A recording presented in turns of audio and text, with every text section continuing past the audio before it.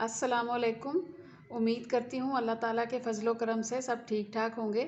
तो चलिए अल्लाह ताला के पाक नाम के बाद आज की रेसिपी जो है उसको स्टार्ट करते हैं। घर में अक्सर सालन बच जाता है जो खुश्क बना हुआ हो, तो उसके सैंडविच जो हैं वो बच्चे बड़े शौक़ से खा लेते हैं। तो जब भी ऐसा कोई सालन आपके पास बचा हो, कीमा वगैरह तो या आलू की भुजिया, तो आप उससे सैंडविच जो है वो बड़ी आसानी से तैयार कर सकते हैं। तो आज जो मेरे पास सालन था आलू कीमे का, उससे मैं ये सैंडविच बना रही हूँ। चलिए रेसिपी स्टार्ट करते हैं। 4 मैंने ब्रेड स्लाइसेस लिए हैं, 2 मैंने यहाँ इसके ऊपर रखे हैं। अब मैं इसके ऊपर ये लेयर लगाऊंगी। अच्छी तरह से इसको लेयर को लगाना है और बहुत ही खस्ता और मज़ेदार सैंडविच तैयार होते हैं।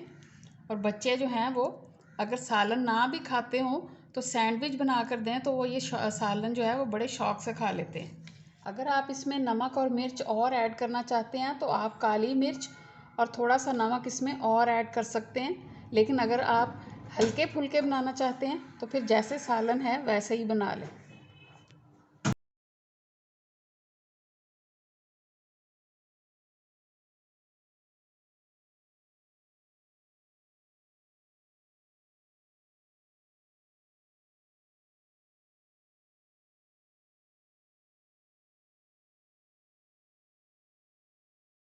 माशाल्लाह माशाल्लाह हमारे सैंडविच बहुत ही प्यारे तैयार हुए हैं।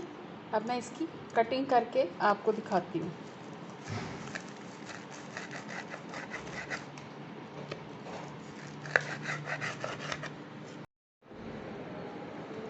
इस पर जो मैं छुरी चला रही हूँ, आपको पता चल रहा होगा आवाज़ से कि ये कितने क्रंची तैयार हुए हैं। बहुत ही मज़ेदार, सादा और झटपट बनने वाली रेसिपी है।